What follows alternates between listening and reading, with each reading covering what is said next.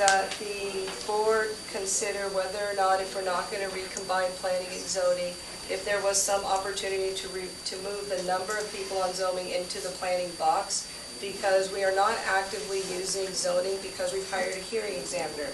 The issue that I have currently is that in our planning commission, what we're supposed to be doing is being inclusive of the community.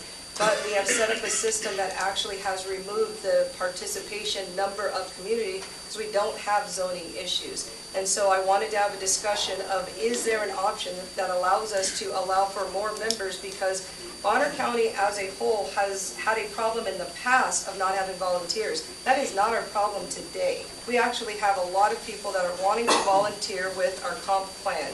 Our planning department has used a system from the prior board, but my request to recombine it to allow for more participation was denied or failed last week. My request is there an option to add more members on the planning side and reduce zoning side so that we can have more people from our community? We have backgrounds in planning, we have backgrounds in natural resources, and we're not using those people.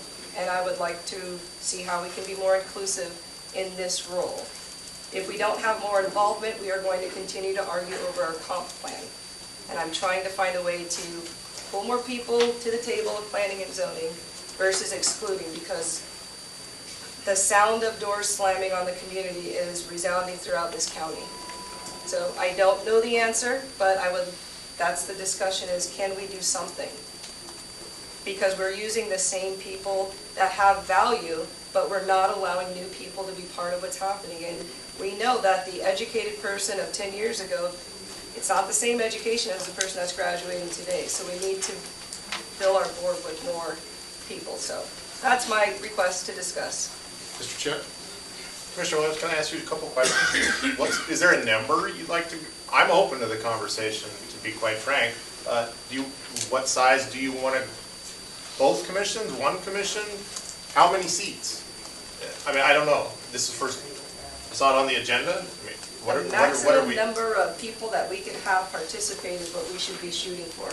That is what is transparency. We have people in a holding box to participate, and if you're agreeable to that, then whatever the maximum is, that's the number we should shoot for, and that will help us make this plan better. And we should be picking people with varying backgrounds, not just people that have already been in this system, but we have a lot of valuable people. For example, Jennifer comes up with, she's representing a whole group of people with legs.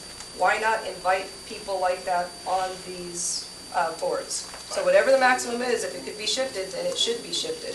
I think that's an excellent point, Commissioner Williams, and I'm open to the conversation. So I guess part of my question is, I'm not prepared to do that right now today. How do we go about it so we have a conversation and we actually engage with the existing boards that we have?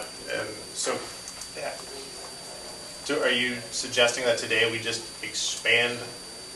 I'm saying you have the discussion in the forum that we have here to have it. That's what this is. So we can have that discussion, and we do have someone who is the director of the Planning and Zoning Department here that can offer some guidance. And it doesn't, you can make a decision that says we want to expand it to the maximum number possible, and then we're going to move over, put it on the agenda item, and say what the maximum number is later. We don't have, we don't have to ask permission from the current Planning and Zoning Board, can we expand it? If there is an expansion opportunity, we should just expand it, because there are a number of people in this room who have asked to sit on this board. Commissioner Williams, when we attended the IAC conference in Boise and we attended the board training, one of the things that Jim McNall, who was the governmental ICRIM trainer for 30 years, said is boards specifically are one of the easiest areas to get into lawsuits. And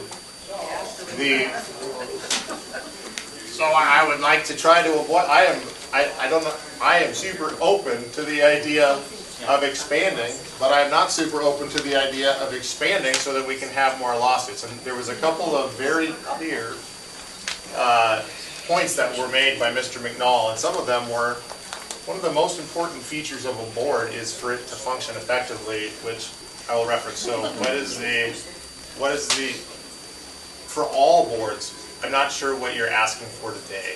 I think it would be best served to maybe do a workshop with the current two boards and the commissioners and look at the process, look at some of the problems with the larger board. When you get a larger board, when you have bad weather or for whatever reason, having a quorum where you can continue and have the meeting becomes more of an issue.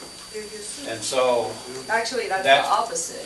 If you have more people, then you will increase your opportunity of having a quorum. well, If you no, have that's fewer- actually not the case, but I think it'd be better served if we did it in a workshop with them to find out what has traditionally worked best.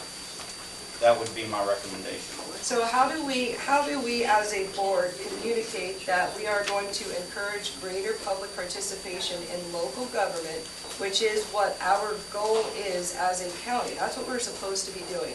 And so when we come as a board in front of the public and tell them, I want to ask the people that are already on the board if they want to accept new people, that is not increasing greater participation in what we're doing.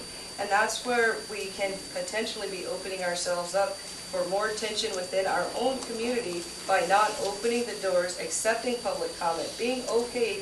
Freedom of speech is not for the speech that we Yeah, we're off agree with. track. It's only for that which we don't agree with, basically, to ensure that people are here. So how does a decision to table, again, a form of participation benefit our community and follow our tenet of increasing participation? It's almost like we're trying to wear the community down so they just stop caring and stop coming. And I think that's going the opposite direction. So I would request that we can say, if there's a possibility that that's what this board will do and it comes back on the agenda, and we actually task the resource to say, what is the maximum number we could shift, and just do it. Mr. Chairman, I'm prepared to make a motion. Mr. Chairman, I move that we schedule a workshop so that we can have this conversation with the appropriate departments, and so that we recognize that in accordance with Title 31 and Chapter 8 of state law, which says the general powers and duties, the boards of county commissioners in their respective counties shall have jurisdiction and power under such limitations and restrictions as are prescribed by law, so that we can do so in the manner that best serves our constituents. Mr. Chairman. We have a second? I will step down from the chair and second that motion. Public